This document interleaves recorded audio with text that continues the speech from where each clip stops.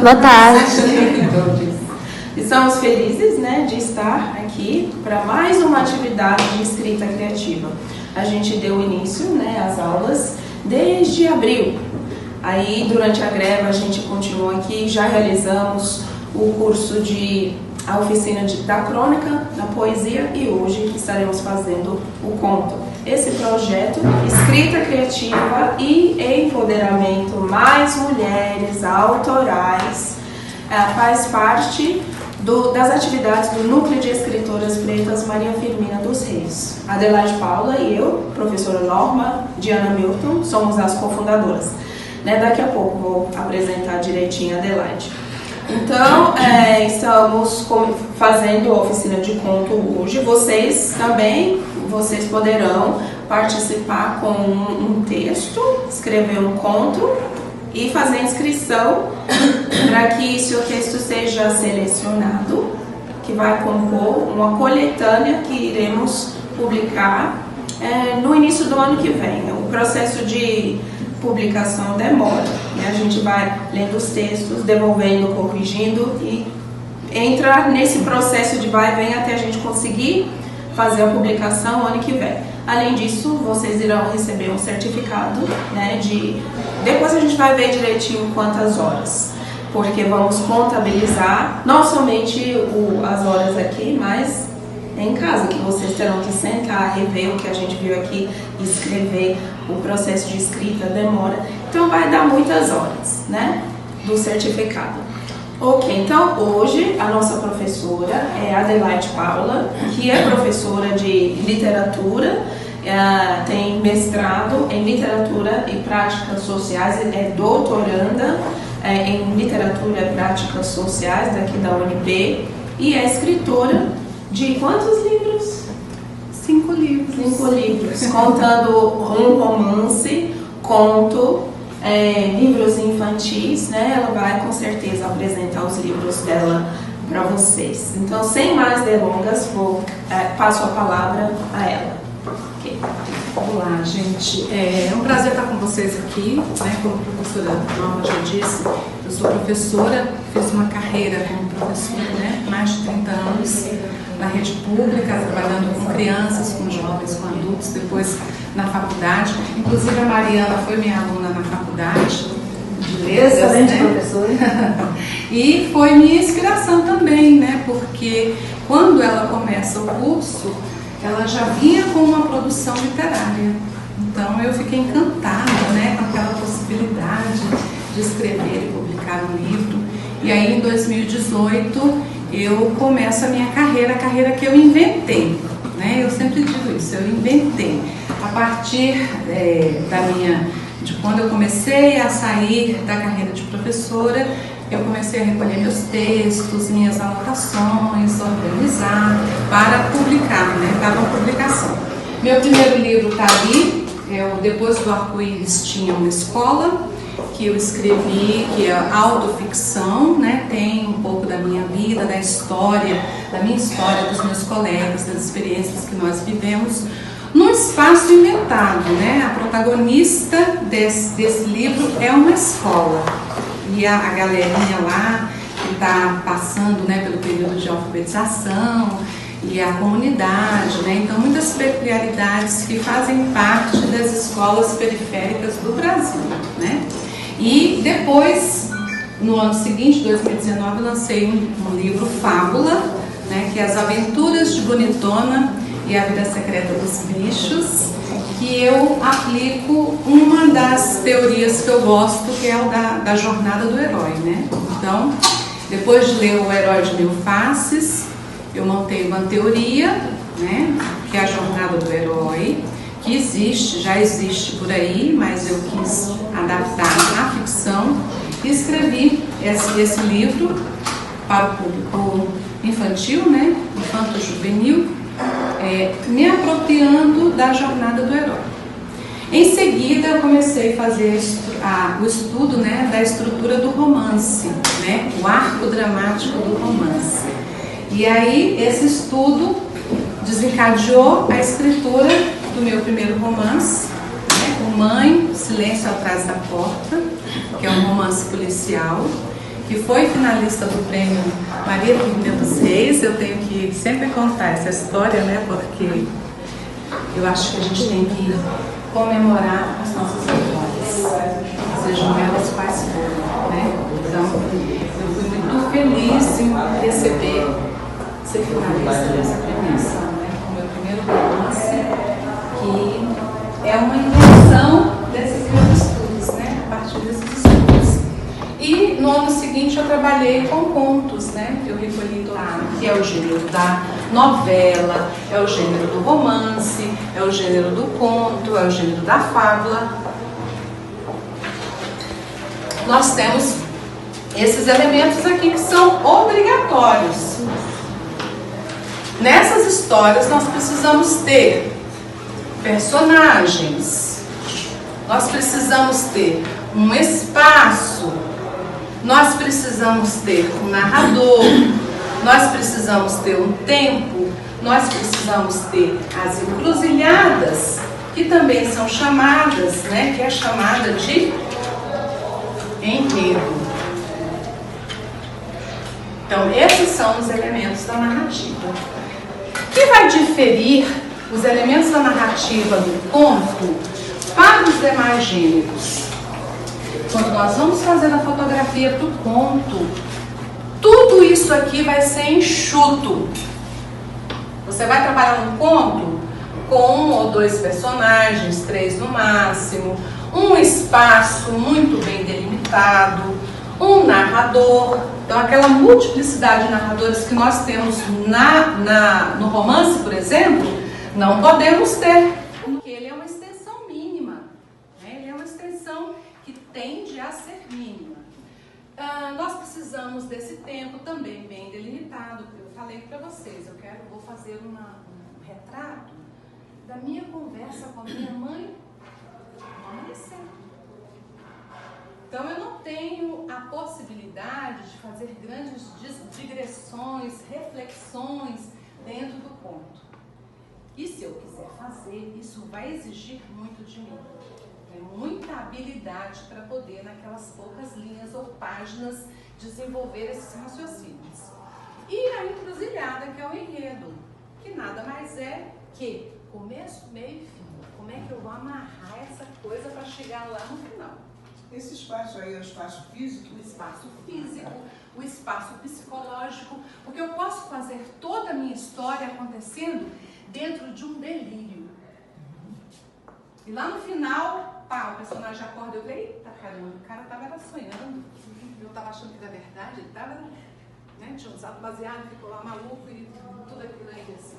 Inclusive o cinema usa muito isso, né? O cinema usa muito isso. Entenda que um bom conto cria, porque como Bíblia diz, quem conta um conto, conta 2 histórias. Veja que nós temos aí uma história escrita, mas ela abriu ali um espacinho e nos fez mergulhar nas entrelinhas e arrancar uma outra história. Eu tenho certeza que na cabeça de cada um de vocês aí tem um monte de hipóteses. Essas hipóteses são as outras histórias. Então, sabemos que se trata de um conto. Porque tudo é muito enxuto, é uma fotografia. É isso que tem que ficar na mente de vocês. É o pá! Fotografia. Né? Fotografou aquele momento ali, acabou. O conflito, ele pode aparecer logo no início do seu texto e você vai trabalhando com ele como se fosse revelação de amigo oculto. Boa revelação de amigo oculto é aquele que vai, né? Que nhera, vai falando, mas não diz. Só diz lá no final. Então, esta tensão que a gente vai segurando, você vai escrevendo, você vai segurando aquilo ali, né? Antes de você chegar no desfecho já é o final, e o desfecho é parte aqui das encruzilhadas, do enredo, nós vamos fazer um ponto alto da tensão, que a gente conhece como clímax. Mas, para o conto, dentro dessa teoria que eu quero trabalhar com vocês, nós trabalhamos com a ideia de ponto de virada, que é o plot twist. Plot twist é para pegar o leitor e para deixar o leitor sem chão. Porque o leitor vai pensando, já entendi tudo, olha, isso aqui casou com fulano, e quando vai chegando pertinho do desfecho, você faz um plot twist, que é ponto de virada. Você vira a história, tipo, sabe aquelas cenas de novela? Voltei, estava morta, e voltei. É exatamente isso. Aí entra um personagem que você, né, pensou lá, sei lá, estava sumido, ele entra e muda essa história. Então, antes do desfecho, nós temos aqui esse ponto de virada, que é o plot twist.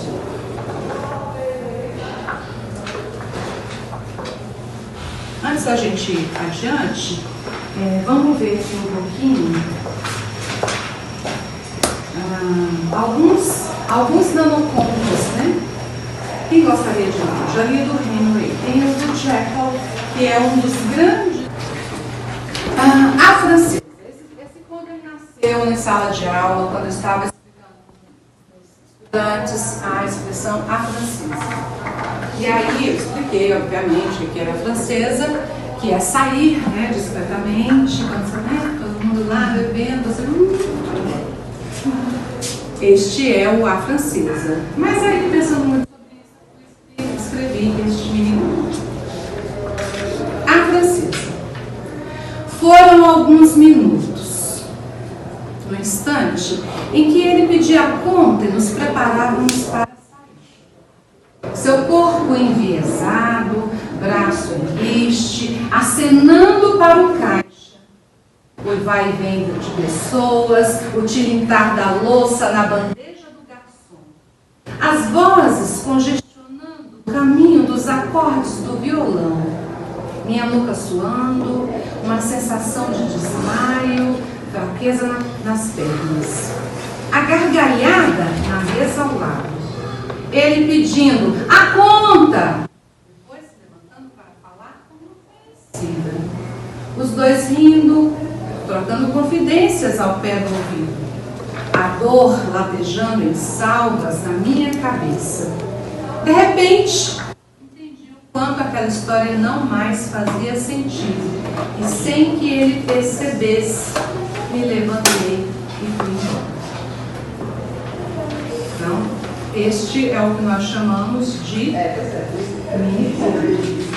Nós temos a estrutura, as encruzilhadas, né? Nós temos outras histórias que se desenrolam nessa história, porque a gente tem aí a descrição de uma história num bar, duas pessoas, terminou a noite, pediu a conta, vamos sair. Mas há nas pistas textuais, que é outra coisa também que a gente precisa jogar no nosso texto, pistas textuais, o que nos leva, por exemplo, a falta de verossimilhança. Falta de quê? Verossimilhança. Verossimilhança é a semelhança com a realidade, com o que seria factual.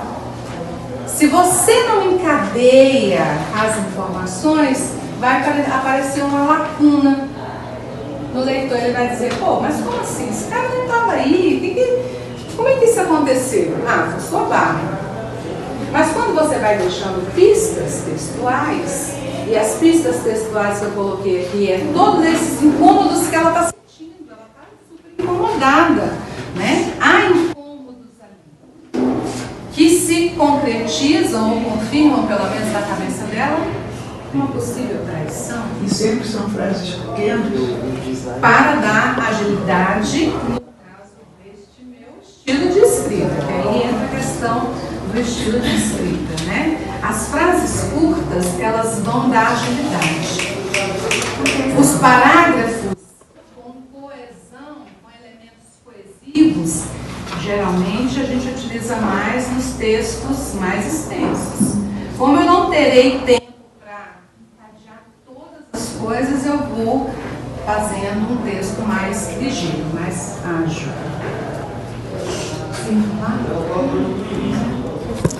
Possivelmente, você já coloca na sua premissa o conflito. Você já pensa no conflito aí. Entendeu? E, dependendo também do que você deseja com o seu texto, você já pode adiantar alguma questão aí do desfecho, como você quer que seja esse desfecho. Você já pode pensar no ponto de virada. Você já pode pensar, por exemplo, se o personagem vai morrer ou não vai morrer. Fala só, esse cara aqui vai morrer. Essa mulher aqui, ela vai fazer isso. Isso não quer dizer que quando você estiver escrevendo, você vai obedecer a sua premissa. Eu acho que vocês já escutaram muito isso, né? Os autores falando que uma voz fala comigo, né? Eu estou lá escrevendo, vou matar o cara aí. Não, não mata! Não mata! Aparece uma outra ideia, né? O processo criativo nos leva a isso. Você pode determinar, por exemplo, que um personagem vai morrer, mas ao longo do desenvolvimento daquela história, você vai ser atravessado por outras questões, a sua própria escrita, e você vai fazer esse personagem sobreviver. Pode ser, inclusive, o plot twist, a virada, que você vai dar cara, chegou alguém na hora e evitou aquilo ali, né? Mas é importante que, se eu determinei que aquele personagem vai morrer, é necessário que eu prenda a atenção do leitor. Você tem que pensar no leitor. Eu quero dar todas as pistas que ele vai morrer. Lá no final acontece uma coisa, né, que pode virar toda a história. Então, aqui no slide, ó, a premissa, a questão inquietante é a mesma que o atravessamento, é a motivação inicial da história. A premissa é o que permite ao escritor sempre lembrar-se da história que está contando. Porque eu escrevo todos os dias, nem que seja uma linha. Mas às vezes você deixa 2 semanas sem escrever. Você não escreveu. Está escrevendo nosso romance, você ficou um mês sem escrever. Aí você se perde, naturalmente você se perde. Mas se você tem a premissa, você volta lá e lê a premissa e pensa, tá, eu queria matar esse cara, então vou fazer assim, em linhas gerais eu tenho lá e retomo a minha história. Exemplo, e se uma personagem, mulher negra, ao perceber que não se lembra da cor dos olhos da própria mãe, fizesse profundas e sensíveis reflexões a ponto de levar o leitor a perceber um ciclo histórico de exploração da mulher negra? Essa é a premissa do conto de Conceição Evaristo, Olhos d'Água. Essa foi a premissa que ela utilizou para pensar o conto Olhos d'Água. Ela diz assim: quando estou escrevendo e quando outras mulheres negras estão escrevendo, me vem à memória a função que as mulheres africanas, dentro das casas grandes escravizadas, tinham de contar histórias para adormecer a casa grande. Essa era a função. Contar histórias para adormecer a casa grande. Eram histórias para adormecer. Nossos textos tentam borrar essa imagem. Nós não escrevemos para adormecer os da casa grande. Pelo contrário, é para acordá-los dos seus sonos injustos. A Conceição Evaristo, ela faz uma premissa de produção escrita. Ela determinou isso na vida dela. A nossa escrita vai ser para isso, para esse fim. Provavelmente, toda vez que ela escreve, ela pensa, caramba, ó, tem que colocar uma coisa aqui que vai fazer as pessoas se inquietarem, né? Então, a premissa ela serve para isso. No caso da Conceição Evaristo, a escrevivência, a escrita a partir da vivência, se torna o lastro da escrita dela, da autoria dela. Então, eu queria, antes da gente ir adiante, só passar pelas premissas que eu coloquei aí para vocês. Cada grupo aí vai ler alto. Está repetido, tá? Vamos começar aqui. Minhas próprias dificuldades. Cresci rápido, passando por uma breve adolescência. Sempre ao lado de minha mãe aprendi a conhecê-la, decifrava o seu silêncio nas horas de dificuldade, como também sabia reconhecer em seus gestos prenúncios de possíveis alegrias. Naquele momento, entretanto, me descobria cheia de culpa por não recordar de que cores seriam os seus olhos. Eu achava tudo muito estranho, pois me lembrava nitidamente de vários detalhes do corpo dela. Da unha encravada, do dedinho mindinho do pé esquerdo, da verruga que se perdia no meio de uma cabeleira crespa e bela. Um dia, brincando de pentear boneca, a alegria que a mãe nos dava quando deixando técnica também da progressão e repetição.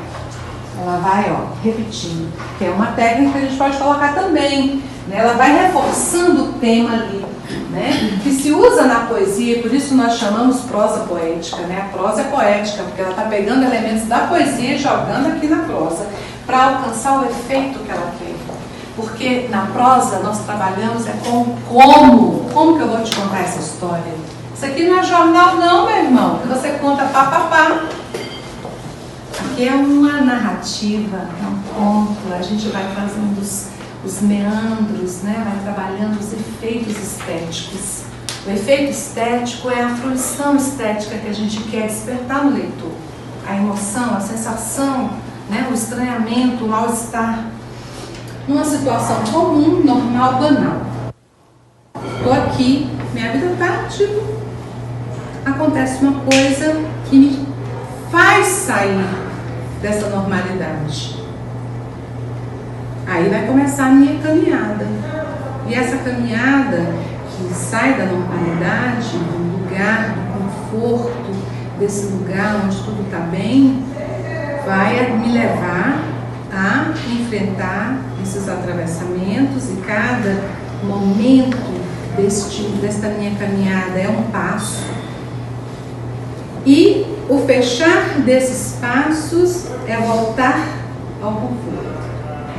Pensa na enchente do Rio Grande do Sul. Exatamente. Eu estou lá na minha casinha maravilhosa que eu construí, 3 pavimentos, inclusive, porque já sei que teve enchente, já vivi uma enchente, construí uma casa com 3 pavimentos. Estou lá já sabendo o que pode acontecer, mas estou tranquila. E de repente, uma inundação. Aquilo já mudou, já me tirou do lugar, já saí do meu conforto. Tudo que eu vou fazer, e ele vai assinalando cada coisa, cada elemento. Por exemplo, nessa jornada, é preciso que eu tenha um confidente. Eu vou receber elementos para me fortalecer, né? Nos filmes eles colocam, o personagem vai lá e encontra alguém que dá uma arma para ele potente, né? Ou dá um pozinho mágico. Na vida também acontece isso. E nós nos identificamos porque na vida também é assim. Mesmo que a gente não queira reconhecer, mas na vida também é assim. A gente também tem os momentos de conforto, de bem-estar, de tudo bem, né? Um pouco. Às vezes ao longo do dia você sai da sua casa super bem, de boa, não quero brigar com ninguém, tá tudo ótimo, vem alguém que pega no seu cabelo. Bate no seu cabelo. Não, algumas coisas, vamos falar uma coisa bem racializada, né? Pega no seu cabelo. Como você lava o seu cabelo? Pronto, já começou. Já te desestabilizou. Né? Ali vai começar. De repente, alguém aparece do lado e corta a conversa. Fala, isso é coisa que se pergunte. Você já recebeu o auxiliador aí, né? Então, às vezes ao longo do dia, a gente tem todos os elementos. Eu escrevi esse livro aqui utilizando a jornada. Então, a minha personagem, ela vive no sítio com a família dela, né? Os animais, eles estão lá dispostos a viver a experiência da vida deles, né? Que é a missão deles, que é cuidar dos seres humanos. Ela está super contente, vai viver com um artista plástico, né? No primeiro dia, quando ela chega na casa do artista plástico, ela corre para a rua, e é sequestrada. Aí no cativeiro, está lá com os outros animais, Naquela noite, olha o tempo espiralar, naquela noite eles descobrem que o cativeiro vai ser invadido e que os donos decidiram eliminar os cães, os gatos, todo mundo que está lá, e eles decidem fugir. E aí nessa fuga, os passos do herói, eu vou colocar todos os passos do herói, né? Vou colocar eles se questionando se eles devem mesmo ajudar os seres humanos, se os seres humanos merecem mesmo, né? Me fez lembrar a Revolução dos Bichos. Sim, a Revolução dos Bichos. E tem também a jornada. Ok? Deu pra... É uma poeta. O livro dela, o Cirandas, né? Brincando com poesias. Então, a forma que escolhe cada palavra, brincadeira, o efeito que você quer. Sempre pensar no efeito. Qual é o efeito que eu quero? Ler para si mesmo, ler alto, ler em voz alta. Eu estou alcançando esse efeito, né? Está sempre riscando. Nossa, tem muito adjetivo aqui, estou adjetivando muito, estou entregando muitas informações para o meu leitor.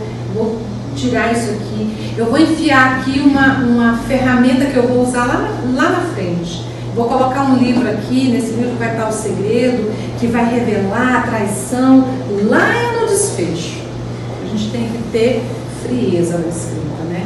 A gente não pode escrever só para emoção, né? Porque a emoção acaba. Tem um dia que você está feliz, aí não vai escrever? Né? Tem que escrever quando está triste, quando está feliz. Então, eu só quero dar uma passada aqui. Né? Aí tem um trechinho do conto que a gente leu, né? Tudo que eu marquei já. Ele vai ser morto, não vai ser morto, a traição vai ser descoberta.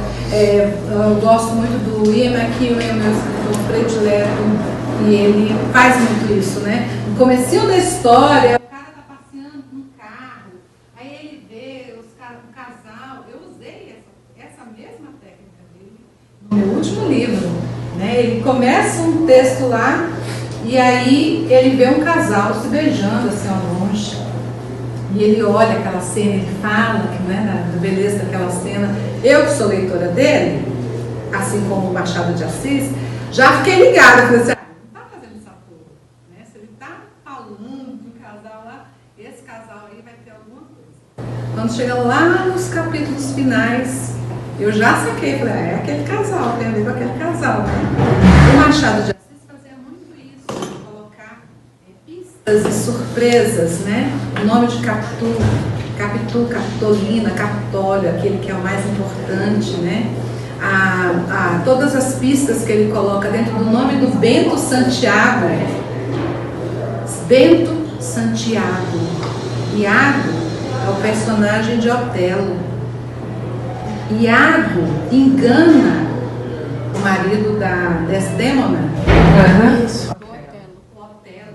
Ele engana, ele simula a traição. Como é que é o nome da Desdémona? Ele simula a traição. A gente pode entender, então, o Bento Santiago como alguém que está possuído por esta imagem de Iago. Ou seja, Capitu não traiu Bentinho. Bentinho estava possuído por esta ideia de traição, né? Que vem lá de Otelo. E ele coloca vários elementos. Vai descobrir, que são brincadeiras que o mestre vai fazendo, né? Nós vamos só passar para ver.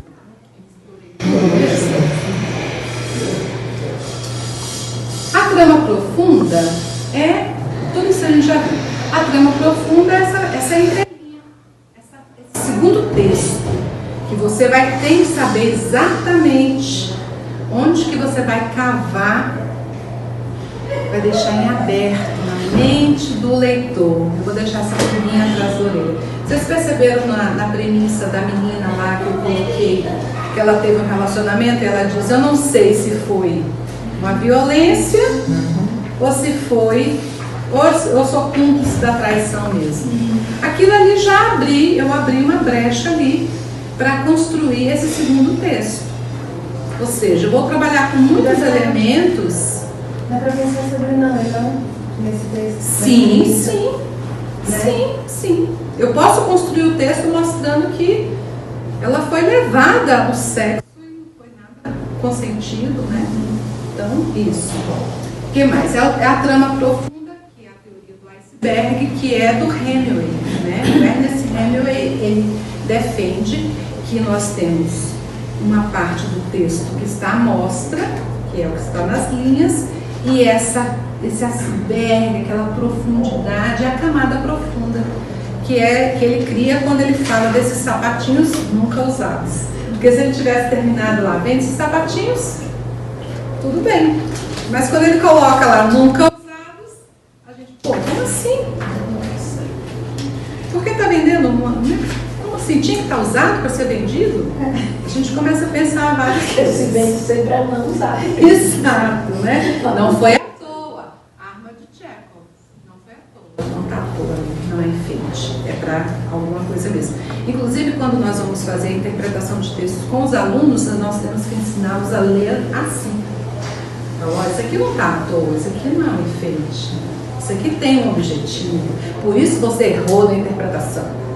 É a prova, provar para ele por que ele está errado. Mais adiante, acho que temos aqui Jarrais, que é o nosso último texto, que ela vai trazer a ideia da incidente excitante, o ponto de virada, que também é o elemento arma de Chekhov. Ela chama de incidente excitante, mas é a arma de Chekhov, né? O elemento chega ali e ele já, a história toda nasce a partir dele. Mais adiante. Sim. Não, é esse aqui, eu acho que esse é o último slide, né? Deixa eu ver. Sim, é o último. Então vamos para o texto da Jari Jarrais, que eu guardei aqui. Ele vai ser morto, não vai ser morto, a traição vai ser descoberta. Eu gosto muito do Ian McEwan, meu escritor predileto, e ele faz muito isso, né? No comecinho da história, o cara tá passeando num carro, aí ele vê o casal. Eu usei essa mesma técnica dele no meu último livro, né? Ele começa um texto lá e aí ele vê um casal se beijando assim ao longe. E ele olha aquela cena, ele fala que, né, da beleza daquela cena. Eu que sou leitora dele, assim como o Machado de Assis, já fiquei ligada. Falei assim, não está fazendo essa porra, né? Se ele está falando do casal lá, esse casal aí vai ter alguma coisa. Quando chega lá nos capítulos finais, eu já saquei, falei, é aquele casal, tem a ver com aquele casal, né? O Machado de Assis fazia muito isso, colocar pistas e surpresas, né? O nome de Capitu, Capitolina, Capitólio, aquele que é o mais importante, né? Todas as pistas que ele coloca dentro do nome do Bento Santiago. Bento Santiago. Iago é o personagem de Otelo. Iago engana o marido da Desdémona. Ele engana, ele simula a traição. Como é que é o nome da Desdémona?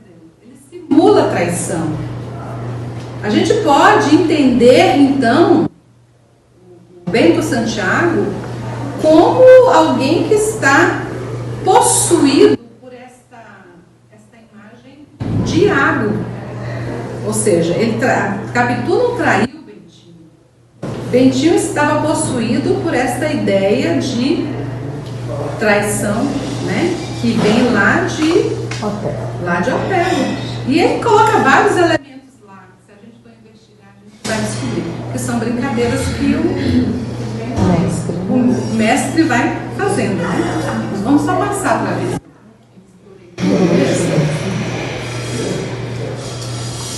A trama profunda é, tudo isso a gente já viu.